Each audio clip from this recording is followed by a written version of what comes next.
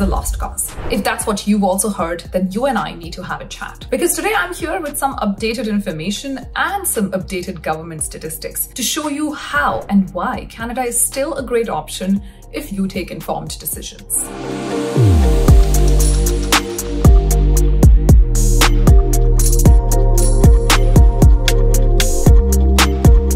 Namaste, my name is Nidhi Nagori and welcome back to my channel. If this is your first time stopping by, thanks so much for doing so. And if you are a regular viewer, thank you for coming by and spending time with me again. I am a finance professional, a digital creator, and also the CEO and founder of Globalogy. And I've been one of the very fortunate people to be able to call this beautiful country, Canada, my home. I've gotten a lot here, much more than I could have asked for. And when I see the untrue stories floating in the media, the ones that can actually go viral, the negative stories about Canada, most of which are untrue. They do have a kernel of truth to it, but most of which factually are incorrect. It does make me upset, which is why I'm here today to talk to you about the three major points which is upsetting everyone about Canada. We're gonna go together, look into government policies and government data and see how Canada is still a great option on all those fronts. So if you've heard that Canada has no job, no housing and no healthcare, I'm going to take you a bit by surprise.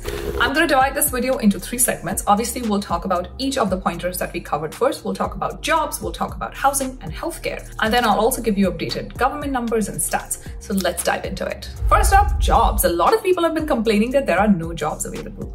Now that hasn't been my personal experience, but first I'm going to start off with the government data. This is the StatCan data that you can see up on the screen. The data that we have is from Jan to May 2024, and you can see that not 1 month has gone by where the number of vacancies have not exceeded 400,000. I mean, most of the months it was ranging anywhere between 500,000 to 600,000, which means more than 500,000 vacancies are going unfulfilled. These are job vacancies, meaning these are the unfulfilled vacancies at the end of every month. And before you tell me this data is not correct, my friend lives in Canada and they've had a different experience. Might I share my personal experience? Now, you guys know that I left the job market in Canada in 2022 when I had my daughter. I've not been active in the market for the last 18 months, but I still get active interview requests. I'm going to pop up some screenshots where you can see recruiters have been reaching out to me, companies have been reaching out to me, and honestly, I'm no superstar. They're reaching out to me just because there's a need for skilled workers in the current market. Now, if you think that the job market is slow right now, you can be smart about it and use a different pathway. Many people think doing a master's in Canada is the right way to go, but I'd say consider signing up for a bachelor's degree in Canada through FVI. Fraser Valley India were the first ones to introduce experiential learning on North American applied curriculum. And you get Canada benefits on India costs by saving up to 60%. You start your education in Chandigarh, save on tuition, travel and living expenses, and skip the culture shock. Then transfer 100% of your credits to University of Fraser Valley campus in British Columbia with your visa taken care of. If you're worried that you'll be stuck in India with FVI, then keep in mind that FVI has been operational since 2006 and has moved thousands of students to Canada in the last 19 years. Move with your friends, absorb the country, and get access to work permit upon your graduation. It's truly an economical and simpler way of understanding the fabric of Canada. More info about Fraser Valley India is in the description box and the pinned comment. Do check it out.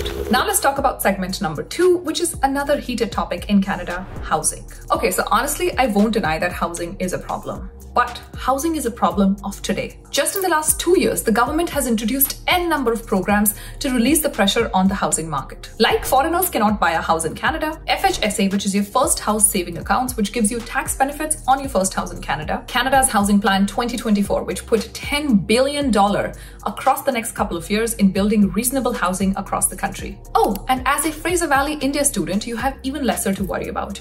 You'll get preference on in-campus residence, and because you'll also have your seniors who also transferred to Canada before you, I'm pretty certain that you'll have the support enough to make sure that your accommodation and other basic needs are taken care of. And lastly, point number 3, no healthcare. Now, this is where I want to argue the most. You guys know that I have personally gone through giving birth in Canada, being diagnosed with a serious lifelong condition. I have shared a lot about it on my social media. I was hospitalized multiple times for it. I've gone through n number of tests and have never felt that I've not been taken care of in Canada. Canada. The thing about Canada is that healthcare here is very structured. And if you feel that you're not able to access healthcare, you're probably, in most cases, not doing it the right way. For example, most people in Canada, most new immigrants in Canada don't have a family doctor.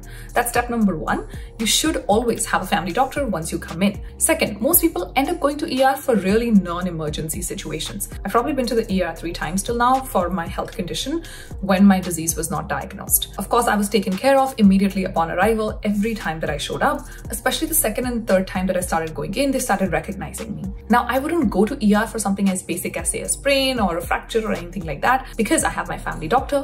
Most family doctors here also have a walk-in clinic, an after-hour clinic, and urgent clinic. So walk-in clinic is what works from regular hours 9 to 5.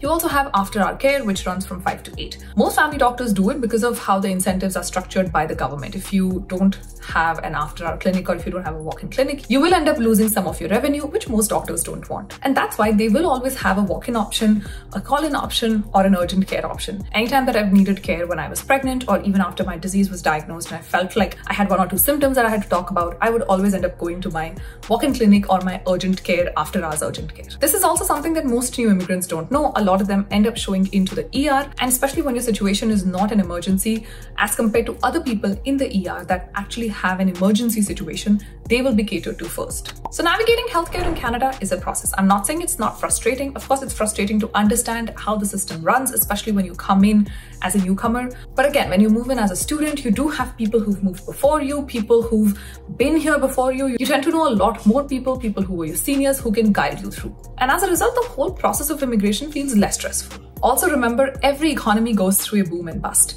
The average cycle of recession to last every decade is 11 months. So a recession, if it starts, will continue for 11 months, which is almost a year in every decade. And every country goes through a restructuring process once in a while. Thankfully, we all emerge healthily on the other side because that's been the history of mankind. Humans only grow. And if you crave international exposure in a stable political climate with low anti-immigrant sentiment, then Canada is your best choice. At least that's what all the reputed surveys in the recent past say. Bringing me to a conclusion that I first started this video with. Canada can still be a great choice if you take informed decisions. And on that note, I am going to end this video. Just a quick reminder, do consider doing a bachelor's degree in Canada through Fraser Valley India because, like I said, you're going to save almost 60% of your costs, spending in Indian standards but benefits on Canadian standards. More info about them is in the description box and the pinned comment. Do check them out. And as for you and me, we'll meet again in another video discussing yet another country. Until I see you again, please take care of yourself. Stay safe. Namaste.